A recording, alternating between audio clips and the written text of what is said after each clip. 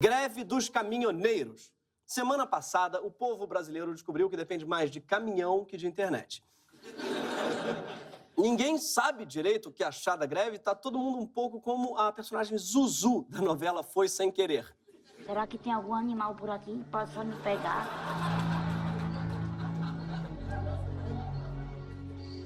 Eu vou postar no meu Twitter que eu estou perdida. Poxa, tá sem internet. Foi bem assim que a gente se sentiu, né? Todo mundo postando no Twitter que tá perdido. Na esquerda teve gente apoiando, dizendo que era greve, teve gente criticando, dizendo que era lockout, teve gente procurando no dicionário a palavra lockout. E teve gente desesperada porque acabou a rúcula. Sim.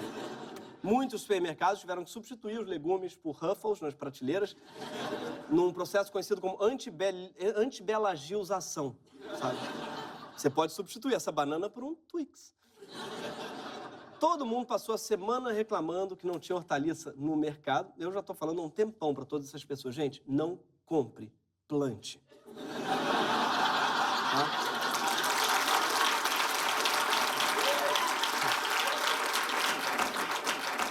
Eu tô com uma rúcula maravilhosa, cara. Na direita, Bolsonaro defendeu os caminhoneiros. Sherazade brigou com Bolsonaro. Frota se ofereceu para fazer uma mediação. E Reinaldo Azevedo acusou os caminhoneiros de darem um prejuízo de 70 bilhões para o Brasil, mas acabou se enrolando no meio do argumento. Né?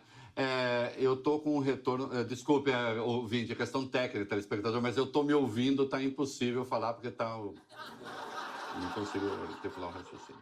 Bom, vamos lá. Se conseguirem tirar aí o meu eco, aí fica mais fácil.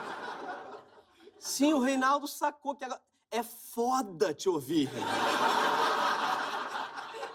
É foda. Agora você entendeu, né? Sim, eu tô me ouvindo, eu queria pedir desculpas pro povo brasileiro por ter essa experiência diária.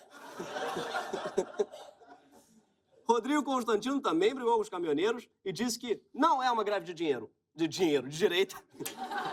Essa não é uma greve de direita, segundo ele. Por quê? Porque os caminhoneiros, aspas, não leram Olavo de Carvalho e nem se deliciaram com os livros liberais, fecha aspas. Imagina um caminhoneiro se deliciando com Adam Smith. Oh! Ah, essa mão invisível. Oh!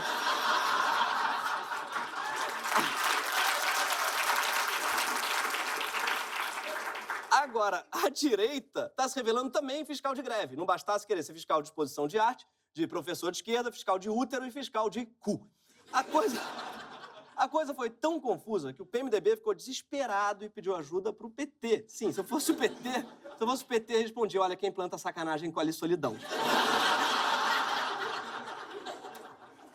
Graças à paralisação, o Brasil todo parou. Tudo foi adiado. Teve até palestra sobre procrastinação adiada.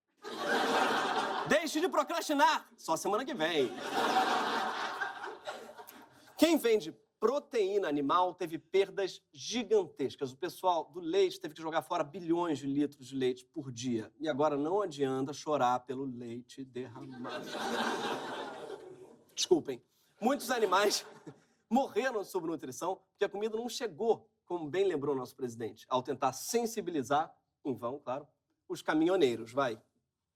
Só para ter uma ideia, milhões e milhões de animais, aves, porcos, se não forem alimentados ao longo desta semana, perecerão. Ah, mas quando faz ritual satânico não tem problema sacrificar, né?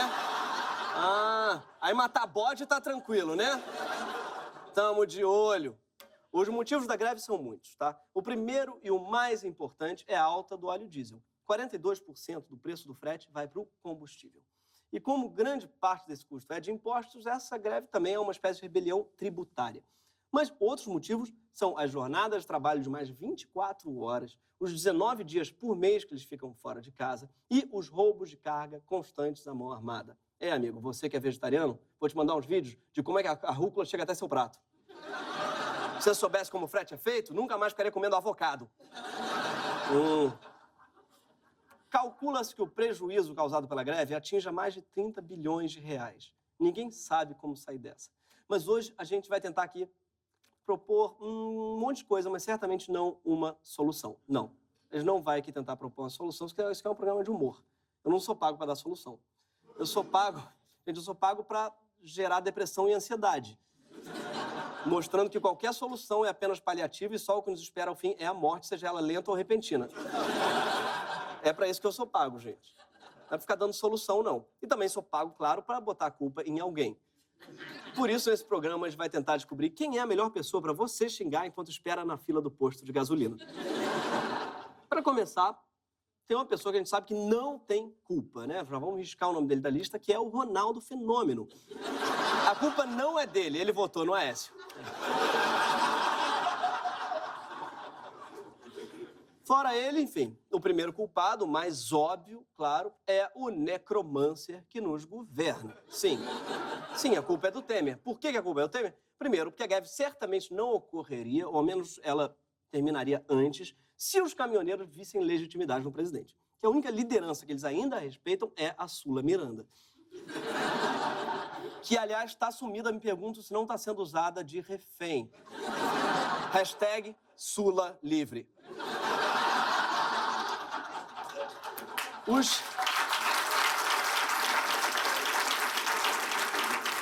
Os caminhoneiros, eles não têm nenhum apreço pelo presidente. E assim como em toda rebelião tributária, ela também tem sua raiz num problema de representação.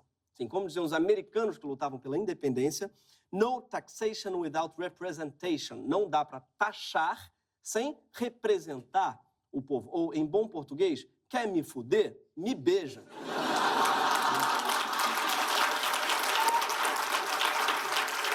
Mas esse não é o único motivo para a revolta, não. Afinal, ela só aconteceu agora e já faz 2 anos que a gente é governado por um morto muito louco.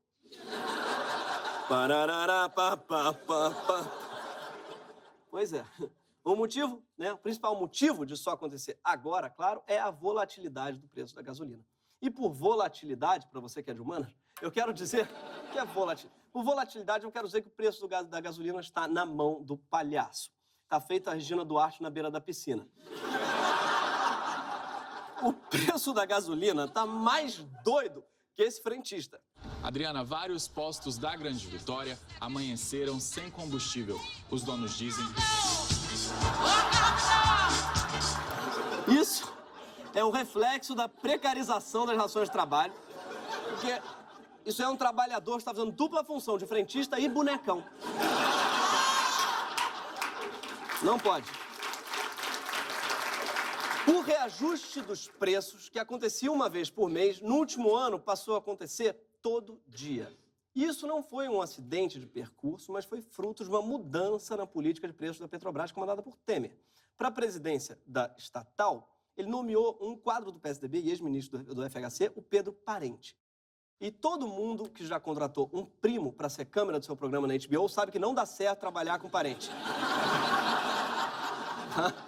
A Petrobras, que tinha 96% do mercado nacional de gasolina e diesel, sob o governo Temer passou a ter 77% do mercado. O que faz sentido quando você descobre que parente estava cobrando um preço mais caro pelo combustível do que o praticado no mercado internacional. Ou seja, passou a valer a pena comprar petróleo estrangeiro no Brasil. Parente permitiu que a variação do preço final do combustível fosse definida pela oferta e demanda internacionais, ou seja, pelas regras do Deus mercado. E o Deus mercado lembra um pouco o Deus do Velho Testamento, que tem uma variação de humor muito forte. Ele faz o que dá na telha e isso pode incluir mandar você matar o seu filho só de sacanagem. Só que o preço o preço do barril disparou internacionalmente. Com a nova política de preços, a Petrobras ela repassou direto na bomba de gasolina, dia a dia, os aumentos. A gente ficou com um problema, além da explosão de memes, como que toda inveja vire gasolina e tal. Porque, para o caminhoneiro, se existe algo que precisa ter alguma previsibilidade, é o preço do combustível. Um sujeito que sai de Porto Alegre para Manaus tem que saber quanto vai custar o diesel ao longo do caminho, para ele poder calcular o frete. Além de, numa viagem longa dessa, tem que contar muito com a ajuda da mão invisível. Mesmo economistas liberais concordam que a variação diária do preço do combustível é uma loucura. Resultado, só na semana da greve, a Petrobras perdeu 125 bilhões em valor de mercado. calcula-se que todo o valor desviado da Petrobras durante o Petrolão foi de 6 bilhões de reais. E eu sei que muita gente está pensando que na época do PT essa greve nunca teria acontecido, mas eu sinto dizer que, sim, para entender essa greve, a gente vai ter que voltar no tempo. Porque a culpa também é da Dilma, gente. Desculpa, maninha. Isso vai doer mais em mim do que em você. Se Temer deixou o preço flutuar demais, a Dilma estava segurando o preço demais e a vítima foi a própria Petrobras. 2 anos antes da Dilma assumir, a Petrobras era a segunda maior empresa das Américas em valor de mercado, atrás apenas da ExxonMobil. Em janeiro de 2016, já tinha despencado para 249, do centésima, quadragésima. Você sabe, a sua posição é ruim, né, no ranking quando você não sabe pronunciá-la. O presidente da Petrobras durante o início do governo Dilma, Gabriele, não confundir com Emanuele, do Cine Privé da Band, Gabriele pediu reiteradas vezes para ajustar o preço da gasolina, que estava estagnado há anos. Sua sucessora, Graça Foster, também achava que o preço do combustível tinha que ser mais alto, mas Dilma era coração valente e mão fechada. Não queria subir o preço da gasolina para não impactar a inflação. Sim, subisse o preço da gasolina, a inflação subiria junto, o Banco Central teria que aumentar as taxas de juros, o que trava também o consumo do povo, desaquece a economia e, mantendo os juros baixos e a gasolina baixa, geral podia sair e comprar muitos carros. Isso tem uma coisa, né, na qual Dilma e Graça Foster concordavam, é que carro é uma coisa maravilhosa. A Graça Foster chegou a dizer que achava engarrafamento lindo, ela falou. Mas não é graça na hora do rush, gente, estou toda arrepiada. Igual o carioca batendo palma no pôr do sol, ela não nada. Gente, uou! 2014, né, ano de eleição, novamente a Dilma segurou o preço da gasolina e foi a segunda coisa que ela não devia ter segurado aquele ano, depois da mão do Temer. Travando o preço da gasolina, ela penalizou a venda de etanol e ajudou a destruir o que já foi um dos maiores programas de biocombustíveis do mundo. Sim, em 2009, o etanol representava quase metade do consumo de combustíveis no Brasil. Hoje, não chega a 20%. E o maior produtor de álcool do Brasil hoje é a Ambev. Enquanto isso, na Petrobras, os relatórios internos já apontavam perdas de mais de 50 bilhões de reais por causa da defasagem nos preços. E para piorar, o governo vinha incentivando a compra de caminhões, oferecendo empréstimos baratíssimos via BNDES. O que aconteceu? A economia desaqueceu, a demanda por frete diminuiu e a quantidade gigante de caminhões novos e ociosos jogou o preço do frete lá para baixo. Mas não seria justo dizer que o problema todo começou com a Dilma. Ufa, né, gente? Porque se a Petrobras fosse de fato uma empresa 100% estatal, seria mais fácil esperar que ela não desse lucro, ainda mais tratando de uma empresa que lida com um produto estratégico como é o petróleo, né? Sim, cara, espectador, para entender essa greve a gente vai ter que ir mais longe. Eu sinto dizer que a culpa também é dele, logo dele que está preso, Lula. Logo antes da Dilma assumir o poder, Lula anunciou que a Petrobras faria uma capitalização gigantesca na Bolsa de Valores. Foi em São Paulo, na nossa Bovespa, que a gente consagrou o maior processo de capitalização da história do capitalismo mundial. Nunca antes, na história do capitalismo, um cara fez a maior capitalização da história do capitalismo e o povo ainda acha que ele é comunista. Isso é realmente inédito. Parece assim, não, que ele tava de petroleiro, com barba, se tivesse de cachemir, iam estar xingando, enfim.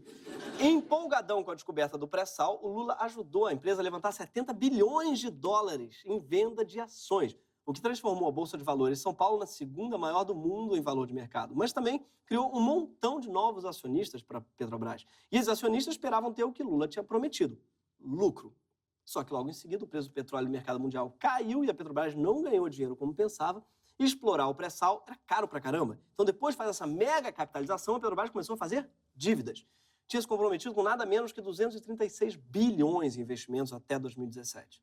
Mas, calamidade da Petrobras à parte, a verdade é que se a gente não dependesse tanto do transporte rodoviário, a greve dos caminhoneiros não teria parado o país. Sim, caminhoneiros que pedem intervenção, a culpa, na verdade, é dos militares mesmo. Vamos começar falando de Delfim Neto, o responsável pelo, aspas, milagre econômico. O milagre econômico foi basicamente quando Delfim Neto pegou um monte de empréstimo internacional para desenvolver o Brasil.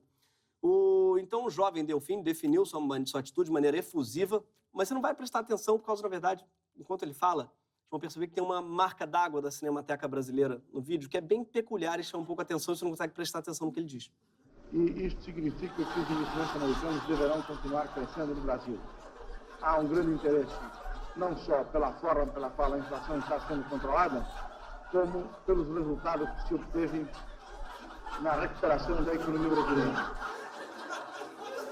E o melhor é que ele está falando a favor do crescimento. Imagina se ele defende o endurecimento do controle. Mais rigidez na aplicação das leis.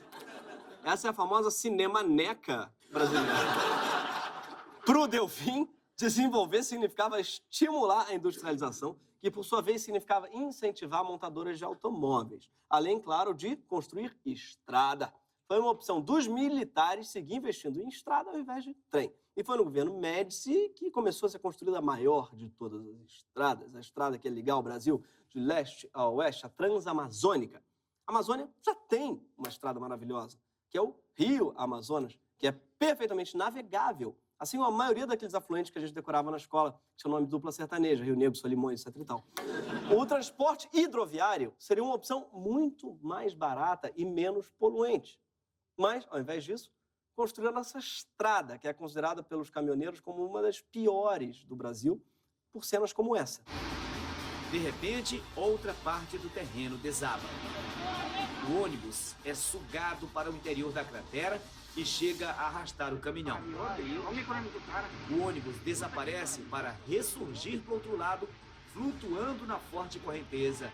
Claramente, até o ônibus prefere o transporte hidroviário. Bom, esquece os militares. Bom mesmo era no tempo de Juscelino, época de ouro do país. Olha, eu sinto decepcionado mesmo, mas na verdade a culpa é toda dele. Sim. JK, que não satisfeito em construir Brasília, foi o rei do camarote da rodovia e das montadoras de carro. Não confundir JK com Sérgio K, que é o responsável pela criação da camisa já citada, a culpa não é minha, eu votei no Aécio. Além de outra clássica, Why We Can. Ele fez isso, com a cara do Aécio, como se fosse o Obama. Foi JK que deu a guinada final na priorização do transporte rodoviário nos anos 50. O progresso para ele significava bombar a industrialização brasileira e o setor automobilístico era o seu bebê, que precisa de estradas. Entre 1950 e 1965, a participação do meio rodoviário no total de transporte de mercadorias passou de 39% para 68%. E o do ferroviário caiu de 30% para 18%. Mas a merda não começou com o JK. A culpa toda, na verdade, é do Washington Luiz, que não tem nome de avenida por acaso. Ele também foi presidente de bigode hipster e mais um homem que levou sua obsessão por carros longe demais. Durante o seu mandato, nos anos 20 do século passado, Washington Luiz ficou conhecido como o Estradeiro. É ele que inaugura Rio Petrópolis em 28, a primeira rodovia asfaltada do país, que atualmente é muito usada para os cariocas comprarem croquete de carne. Foi o Washington Luiz que proferiu a famosa frase: governar é abrir estradas. E o que parecia um lema sem sentido virou uma referência por um século. E o compadre Washington virou modelo para muita gente boa e honesta, como o Paulo Maluf. Ah, Washington, sabe de nada, inocente. Eu até entendo que, quando você ouve isso, tenha saudade são da família real, mais notícias. A culpa toda, na verdade, é dela, gente. A culpa toda é de Dom Pedro II, que, não à toa, também virou nome de estrada. O historiador Nathaniel Leff basicamente defende que o Brasil se tornou um país pobre por causa de Dom Pedro II. No fim do século XVIII, nossa renda per capita era igual à norte-americana. Mas em 1890, 100 anos depois, a renda dele já era 4 vezes a nossa. E o problema para o Leff já era o preço do transporte no Brasil. Sim, o meme da época devia ser que toda a sua inveja vire tração animal. Enquanto o imperador estava muito ocupado subindo a serra para comer croquete, ele cagou para o nosso desenvolvimento em infraestrutura, sobretudo infraestrutura ferroviária. Sim, porque embora os Estados Unidos sejam um país cheio de estrada, eles têm a maior malha ferroviária do mundo. Ou seja, a nossa crise de hoje não teria acontecido se a gente tivesse copiado esse investimento em infraestrutura dos americanos. É bem melhor que importar o Halloween, a Black Friday e o Cup Noodles. Mas nem todo culpado é brasileiro. Tem responsáveis por esse caos que ninguém lembra. A culpa dele mesmo, a culpa toda é do James Young, cujo nome significa jovem em inglês, mas em toda foto que a gente achou ele está velho. Foi ele o cara que descobriu como derivar diferentes produtos a partir do petróleo em escala industrial. Se não fosse por James Young, não tinha Petrobras, Plástico, Brasília, Kinder Ovo, Dubai, nem o gordinho do posto Ipiranga. E na pior das hipóteses, a gente estaria passando por uma greve de charretes, caso o Temer tivesse indexado o preço da alfafa pelo dólar. Sim, foi graças à petroquímica, milhões de cavalos e éguas perderam seus empregos. Quer uma prova? Foi só faltar gasolina uns dias que o brasileiro já recontratou cavalos para serviços de primeira necessidade, como entregar pizza.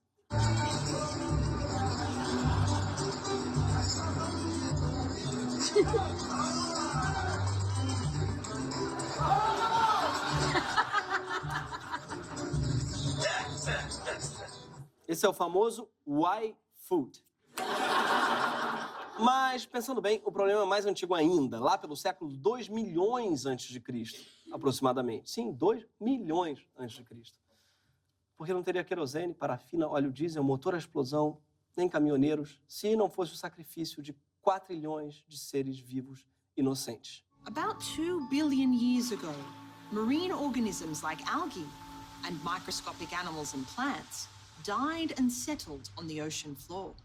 These fossils changed into a substance called kerogen. Under heat and pressure, kerogen gradually changes into oil or gas. Sim, por isso chama combustível fóssil. No fundo, meio que todo diesel, plástico, nylon do mundo é uma gigantesca exumação de organismos mortos há muito, muito tempo. E é por isso que temos um culpado tão grande que dá para culpá-los pelos últimos 65 milhões de anos. A culpa toda é do meteoro. Mais precisamente, o meteoro que bateu na Terra e acabou com todos os dinossauros e 90% de tudo que estava vivo. John Green estava certo, a culpa é das estrelas. Ao mesmo tempo, o meteoro sedimentou uma porção de organismos para virar petróleo para a gente e abriu o caminho para os mamíferos evoluírem e virarem primatas dependentes de óleo diesel. Porque de nada serviria todo esse petróleo e gás enterrado bem fundo no planeta se não tivessem seres humanos como James, o Dom Pedro, o Juscelino, o Delfim, a Dilma e o Temer para explorá-lo. Pensa bem, se o meteoro não tivesse chegado, os dinossauros ainda estariam na Terra e não teria greve, nem fila no posto, nem pizza a cavalo. É como diz a camiseta desse tiranossauro, a culpa não é minha, eu fossilizei no Cretáceo.